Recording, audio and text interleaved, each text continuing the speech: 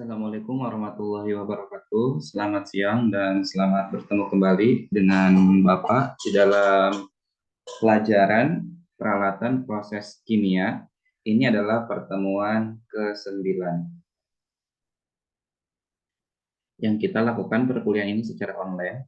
Oke. Untuk pertemuan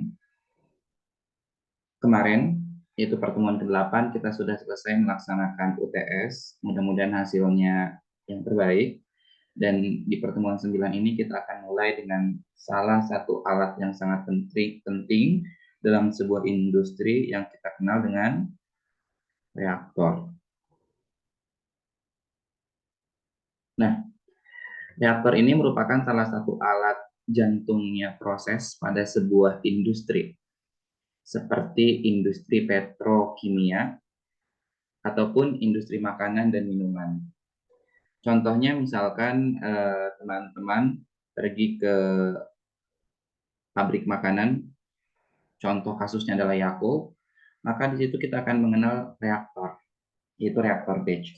Atau misalkan kita study tour ke PT Chandra Asri atau Asahimas yang ada di kota Cilegon, itu kita akan menemukan reaktor CSTR dan juga reaktor batch. Reaktor itu sangat erat kaitannya dengan teknik kimia, karena reaktor adalah tempat untuk terjadinya sebuah reaksi. Reaktor juga merupakan alat yang sangat vital ataupun sangat berpotensi berbahaya kalau misalkan kita tidak bisa mengontrolnya dengan baik. Ini ada sebuah studi kasus ataupun masalah yang pernah terjadi, yaitu reaktor nuklir di negara lain itu mengalami ledakan ya, yang ledakannya ini dikatakan petaka nuklir terburuk sepanjang sejarah, yang itu juga bisa menjadi trauma dan itu juga menjadi referensi kenapa reaktor nuklir di beberapa negara itu perkembangannya atau pengembangannya masih terbatas ataupun masih terpending.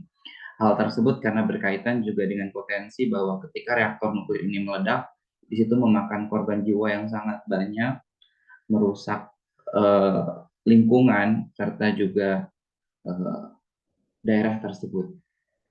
Oleh karena itu penting banget kita mengetahui apa itu reaktor dan bagaimana karakteristik reaktor, serta yang pada akhirnya kita bisa mendesain reaktor dengan baik, agar hal yang pernah terjadi itu tidak terulang kembali. Pada dasarnya reaktor itu terbagi dua. Yang pertama yaitu ada reaktor kimia, adalah tempat terjadinya reaksi namun tidak ada perubahan massa selama bereaksi. Hanya terjadi perubahan bahan. Karena memang secara neraca massa ini adalah yang reaktan berubah menjadi sebuah produk. Jadi massanya tetap.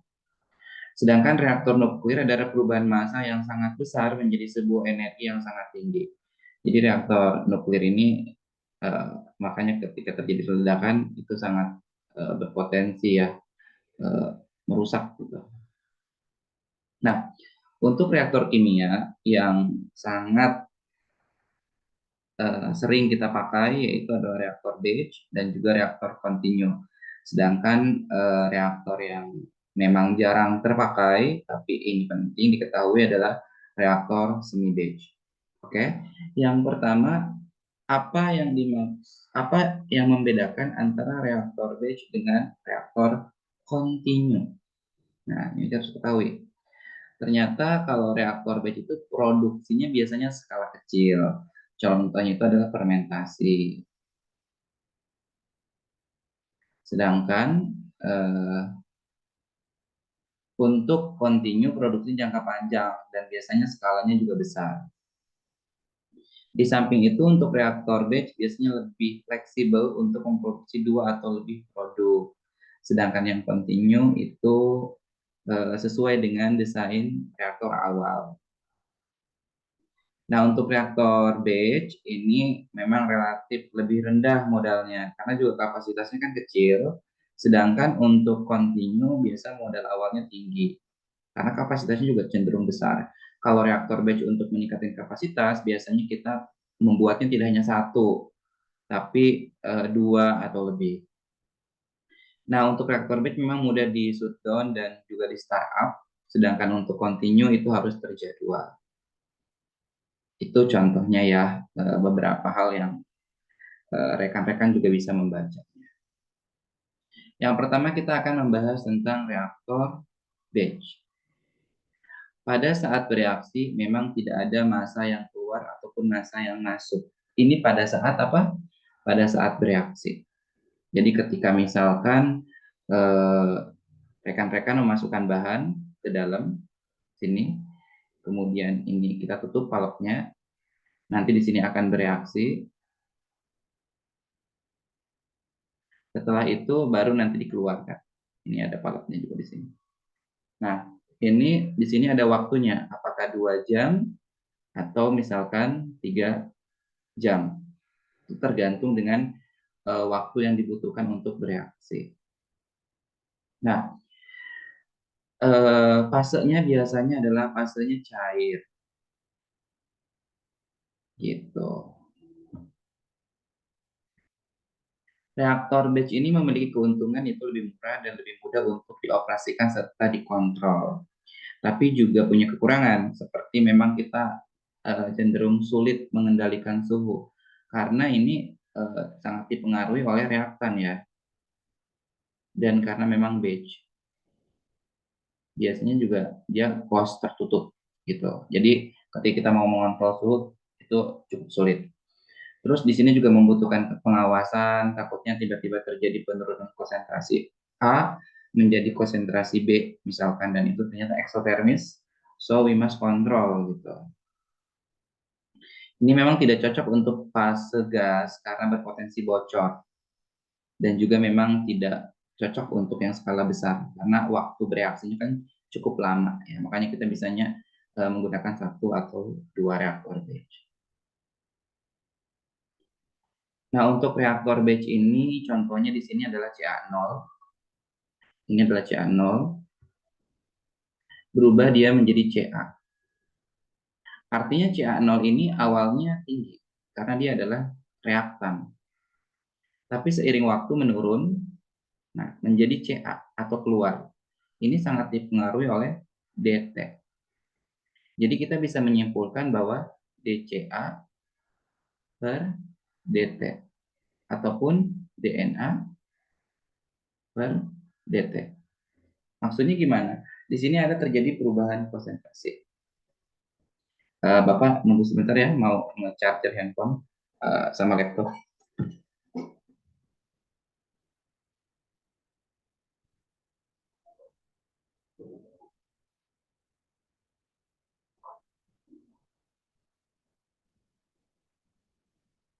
Nah, ini sambil kita lanjut, bahwa untuk reaktor batch ini kita dituntut untuk merancang.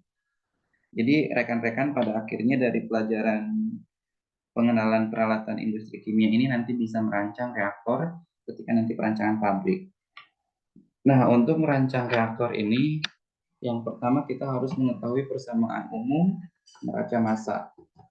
Makanya dalam pertemuan ini juga Bapak akan memberikan persamaan umum neraca massa tersebut. Itu bagaimana asal muasalnya sampai mendapatkan persamaan umum ini, gitu.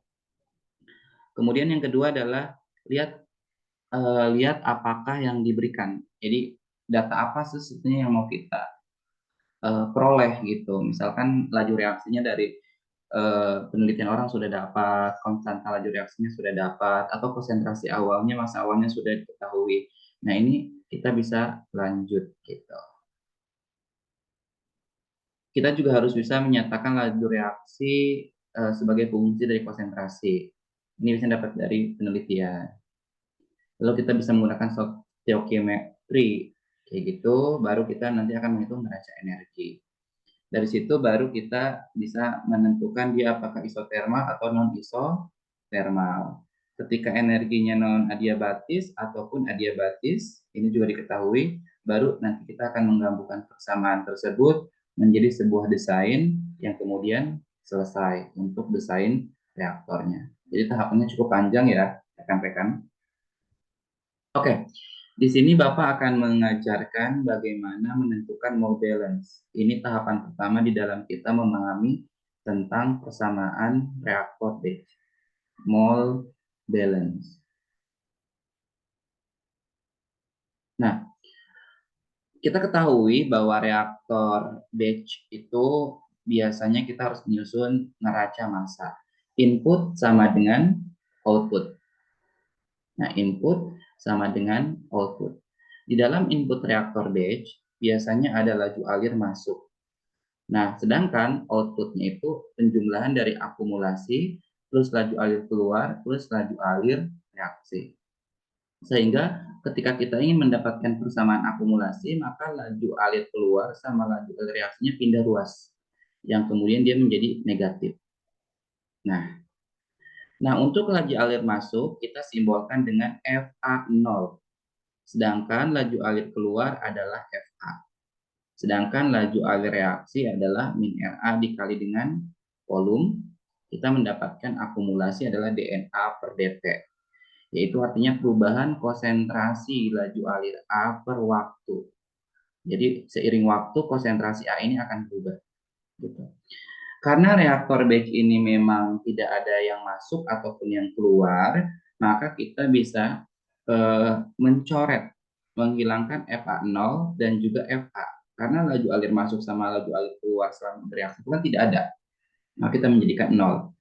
Nah, dari sini kita tinggal mendapatkan persamaan min RA dikali dengan volume sama dengan DNA per dt. Gitu. Ini Bapak coret ya, pindahkan ke sini. DNA per dt. Jadi kita bisa tulis persamaannya menjadi min RA dikali dengan volume sama dengan DNA per dt. Sehingga dt sendiri sama dengan DNA per, kita pindah luaskan, min RA dikali dengan volume. Atau T sama dengan Na0 menjadi Na DNA per min RA dikali dengan volume. Nah, untuk reaktor batch ini, artinya kita sudah bisa menentukan persamaan reaksinya dan juga mole balance-nya. Karena di mata kuliah ini kita harus tahu satu, itu reaktor apa, reaktor karakteristiknya, kemudian yang kedua itu adalah rumusnya. Nah, rumus ini sangat penting. Nah, ini berarti rumus yang kita peroleh untuk reaktor batch. Nah, untuk mempermudahnya, dalam reaktor batch ini Bapak sudah memberikan sebuah contoh soal, jadi biar rekan-rekan bisa lebih paham. Di sini ada reaksi orde 1 fase cair. Ingat, ini ada orde 1, A menjadi C. Sorry ya. Nah, berlangsung dalam reaktor batch dengan waktu reaksinya adalah 30 menit. Mula-mula reaktor berisi 8 mol murni A, dengan nilai K-nya itu adalah 0,05 per menit. Hitunglah waktu reaksi agar tercapai produksi maksimal dan memproduksi C yang dihasilkan. Kita ketahui bahwa min RA itu sama dengan K dikali dengan CA. Pak, kenapa ini enggak K CA pangkat 2? Karena di sini kan A menjadi C. Kita lihat di sini tidak ada koefisien. Di sini koefisiennya hanya 1. Maka di sini kita bisa menulis K CA.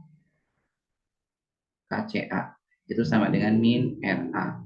Sedangkan kalau misalkan di sini misalkan 2A menjadi C, ini bisa saja KCA pangkat 2 sama dengan min RA.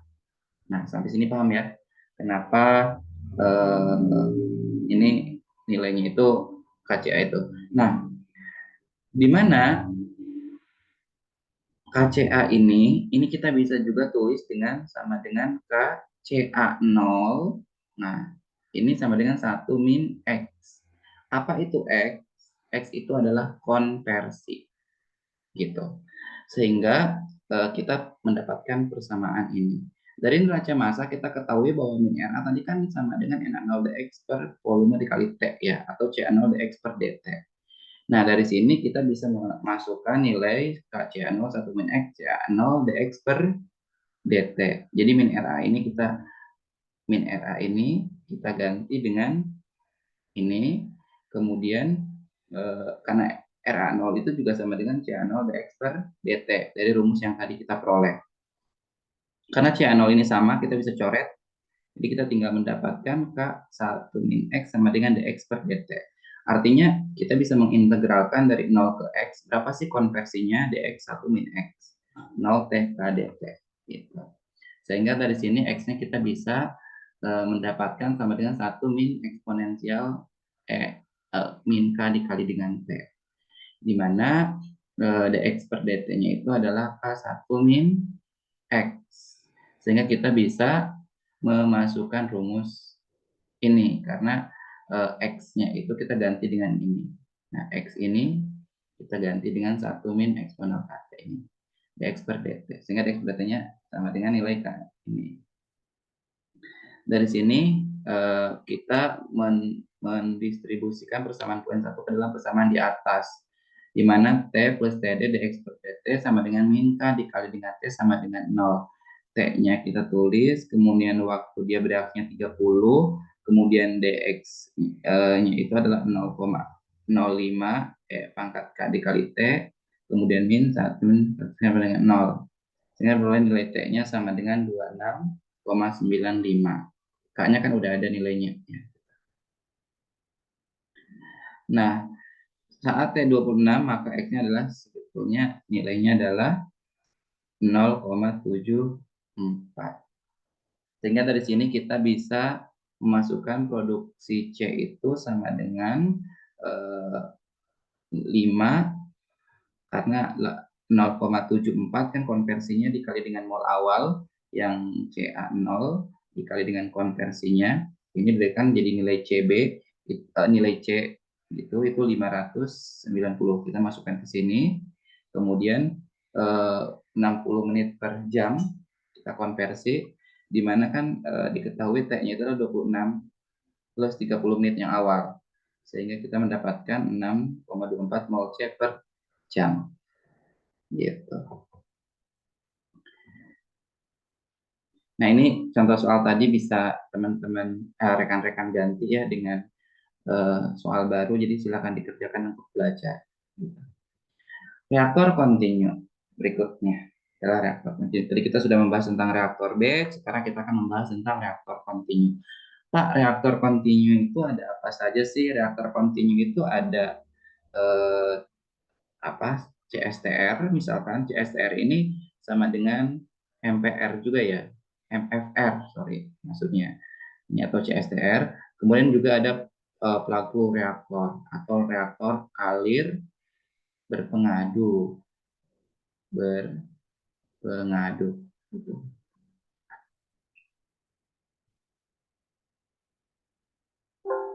Nah sorry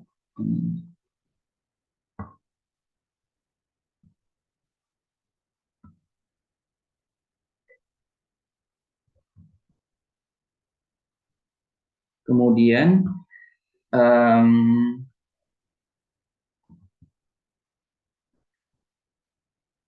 reaktor CSTR. Jadi dari reaktor kontinu itu adalah reaktor CSTR sama PFR.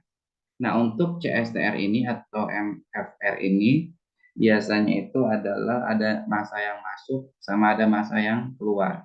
Otomatis kalau misalkan ada yang masuk ke sini ya dan juga ada yang keluar secara bersamaan, berarti nanti di sini tidak ada no accumulation. Jadi tidak ada akumulasi. Ingat itu harus diketahui. Nah, bagaimana cara menentukan untuk neraca massa dan mole balance-nya? Ingat, ini sama dengan reaktor batch, input sama dengan output. Sampai persamaan ini tetap sama, tidak ada perubahan. Ini, gitu. Jadi kalau Bapak bisa simbolkan ini adalah FA0 di sini. Sedangkan ini adalah FA. Ingat ya, FA0 itu bisa sama dengan CA0 dikali dengan VA0. Kalau FA berarti CA dikali dengan VA. Nah, karena ini adalah reaktor kontinu, artinya tidak ada akumulasi. Bagaimana mungkin ada sebuah akumulasi sedangkan massa yang masuk sama dengan massa yang keluar?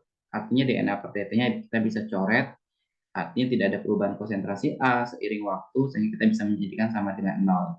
Lalu tinggal persamaan ini, laju alir masuk kurangi keluar sama laju alir reaksi ataupun konsumsi, maka kita mendapatkan persamaan FA0 min FA sama dengan per min RA sama dengan volume. Nah, seperti Bapak bilang, FA0 itu sama dengan channel kali FA0. Atau volume juga sama dengan FA0 dikaliin fraksinya per RA. Nah, ini kita mendapatkan persamaan mole balance. Selesai untuk reaktor CSTR. Berikutnya reaktor continue, kita akan membahas loop flow reaktor. Nah, ini beda ya dengan reaktor CSTR. Ingat, kalau reaktor CSTR kan bentuknya seperti ini. Kemudian ada pengaduk, ada yang masuk, kemudian ada yang keluar secara bersamaan. Itu. Sedangkan ini bentuknya seperti pipa kalau kita lihat. Nah, berarti di sini ini adalah FA gitu. Nah, si FA ini itu tuh kita bisa membagi ini ke dalam beberapa bagian. Ini misalkan volume, ini delta volume. Karena seiring panjang pipa ini ada sebuah perubahan volume. Nah, dari situ kita akan membuat untuk formula input sama dengan output atau neraca massanya itu sama. Tetapi di sini ingat, laju alir masuk itu adalah FA pada saat volume. Jadi memang di awal. Jadi ibarat kata kalau Bapak gambarkan dia kan seperti ini ya. Kemudian di sini kan ada dua, ini volume, ini delta volume. Nah, ini pada saat FA ini yang masuk, ini pada saat volume awal. Makanya volume pada saat FA pada saat volume saja. Gitu. Sedangkan yang keluar, ini kan keluar, ini sudah dengan delta volume. Nah, ini yang laju keluar, yang ini. Ini adalah FA volume per delta volume. Sedangkan reaksi itu artinya adalah dari 0 ke volume atau dari volume awal ke volume gitu, RA delta volume, karena ada perubahan volume sama dengan DNA per dt. Lagi-lagi karena ini adalah continue, tidak apa yang masuk sama dengan yang keluar secara bersamaan, tidak ada akumulasi, maka DNA per datanya kita bisa coret jadi sama dengan 0. Sehingga kita bisa mendapatkan persamaan ini, kita turunkan semuanya sampai masuk ke sini. FA volume dikurangi FA volume per delta volume sama dengan RA dikali dengan volume. Ini adalah pindah ruas ke sebelah sini karena 0. Sehingga RA sama dengan delta volumenya pindah. Ingat, nah ini limitnya mendekati 0. Limit itu mendekati 0. Karena limit mendekati 0, ingat, yang tidak ada delta volumenya kita bisa coret nantinya. Sehingga pada akhirnya kita tinggal mendapatkan persamaan, sorry ini ada di sini, mengganggu ya. Nah, jadi kalau kita lihat akhirnya di sini tinggal DFA gitu ya per delta volume sama dengan min RA. Karena kita tinggal punya persamaan yang ini habis gitu. Ini jadi ini kan awalnya positif. Apa positif ini belum menjadi negatif karena si negatif ininya dihilangkan. Jadi FA0 dx per delta volume sama dengan min R, atau volume sama dengan FA0 dari konversi pertama ke konversi keluar dxa per min RA. Akhirnya kita juga selesai untuk menentukan mole balance reaktor PFR. Untuk paket reaktor, rekan-rekan bisa belajar terstruktur. Di sini dipelajari bagaimana neraca masanya, kemudian bagaimana mole balance-nya silahkan dipelajari. Ini biasanya juga ada di industri gitu. Dan ini mirip dengan reaktor PFR. Artinya di sini nanti ada yang masuk, kemudian ada yang keluar. Cuma di sini ada packingnya. Nah, berarti di sini ada diffusion-nya gitu. Reaktor semi batch itu mirip dengan reaktor batch, bedanya biasanya ada salah satu udara yang masuk. Contohnya misalkan ini ada N2 ya.